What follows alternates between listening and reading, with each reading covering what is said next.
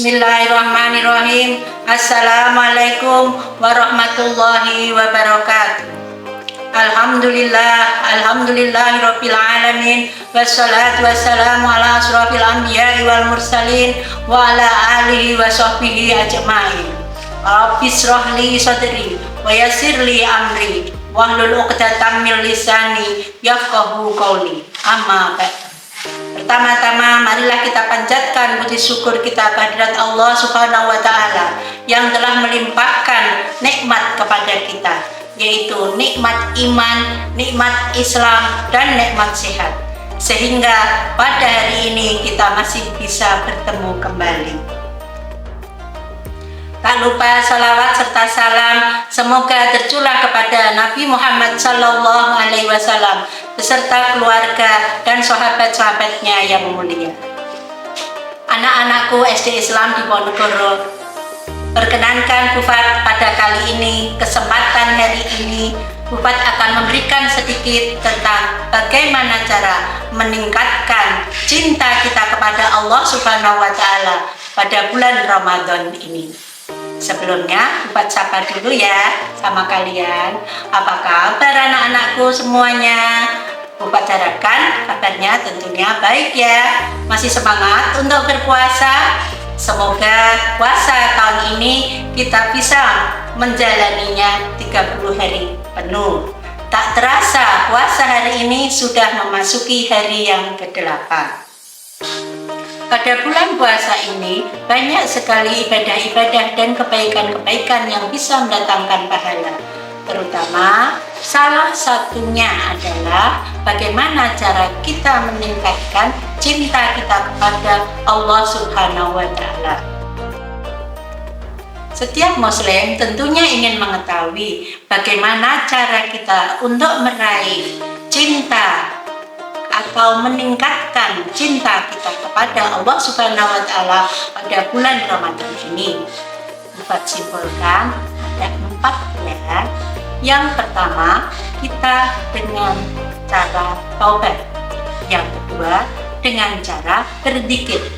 Sedangkan yang ketiga, dengan membaca Al-Quran. Dan yang keempat, dengan cara berdoa. Nah, anak-anakku semua, kita mulai dari yang pertama, yaitu bertaubat. Sebagai manusia, kita tidak pernah lupa akan selalu bertobat dan membiasakan diri bertobat kepada Allah Subhanahu wa taala, karena kita adalah tempatnya salah dan dosa. Rasulullah SAW mengajarkan kepada kita untuk bertobat dengan membaca istighfar atau astaghfirullahaladzim. Dengan bertobat, perilaku yang buruk akan menjadi lebih baik. Teladan kita Rasulullah SAW sebagai hamba Allah yang dimaksum, yaitu yang lepas atau yang dijaga kesalahannya oleh Allah Subhanahu wa taala. Beliau tidak pernah kurang dari 70 kali untuk membaca istighfar setiap harinya. Apalagi kita sebagai manusia banyak sekali kesalahan dan dosa. Ketika kita bersalah atau berdosa, segeralah minta ampunan kepada Allah Subhanahu wa taala. Pintu taubat Allah terbuka kita untuk meraih ampunan, rahmat serta hidayahnya. Rasulullah SAW juga telah menegaskan bahwa perintah untuk bertaubat tercantum di dalam Al-Quran surat At-Taubah ayat 222. A'udzu billahi minasyaitonir rajim. Bismillahirrahmanirrahim.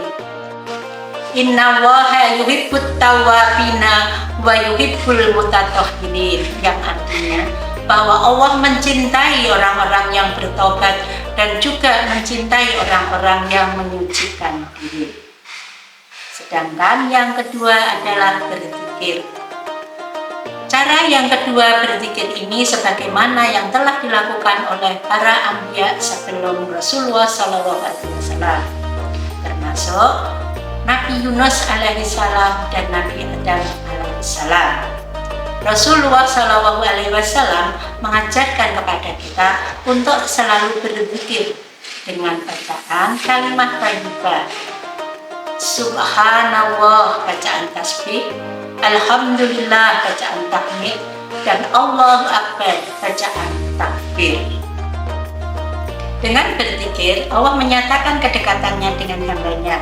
Maka sebagai manusia, kita haruslah selalu istiqomah dalam berzikir untuk mendekatkan diri sebagai sarana pendekatan kepada Allah Subhanahu wa Ta'ala. Yang ketiga, yaitu membaca Al-Quran.